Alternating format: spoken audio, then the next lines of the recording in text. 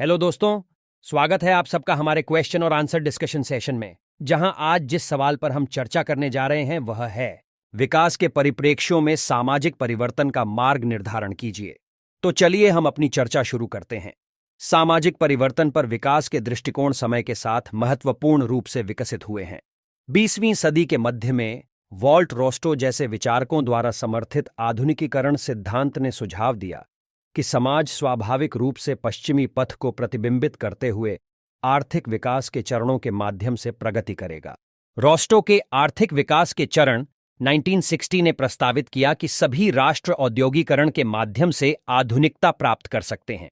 हालांकि 1960 और 1970 के दशक में निर्भरता सिद्धांत उभरा, जिसमें आंद्रे गुंडर फ्रैंक जैसे विद्वानों ने तर्क दिया कि विकसित देशों द्वारा शोषण के कारण अविकसित राष्ट्र गरीब बने रहे।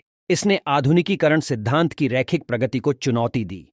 1980 के दशक में जब मिल्टन फ्रीडमैन जैसे लोगों ने मुक्त बाजार नीतियों और सीमित सरकारी हस्तक्षेप की वकालत की, तब नवोदारवाद को प्रमुखता मिली। उनका मानना था कि इससे विकास को बढ़ावा मिलेगा। 20वीं सदी के अंत तक अमर्त्य सेन ने मानव विकास और क्षमताओं पर जोर देते हुए तर्क दिया कि विकास को केवल आर्थिक विकास के बजाय लोगों के जीवन में सुधार को प्राथमिकता देनी चाहिए। वहीं 21वीं सदी में थॉमस पिकेटी जैसे विद्वानों ने विकास में एक केंद्रीय मुद्दे के रूप में असमानता को संबोधित करने के महत्व पर प्रकाश डाला है।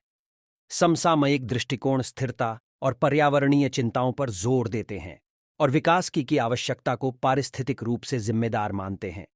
संक्षेप में, विकास के परिप्रेक्ष्य का प्रक्षेप वक्र आर्थिक विकास और आधुनिकीकरण पर ध्यान केंद्रित करने से हटकर मानव विकास, असमानता और स्थिरता के व्यापक पहलुओं पर विचार करने के लिए स्थानांतरित हो गया है, जो सामाजिक परिवर्तन की अधिक सूक्ष्म समझ को दर्शाता है।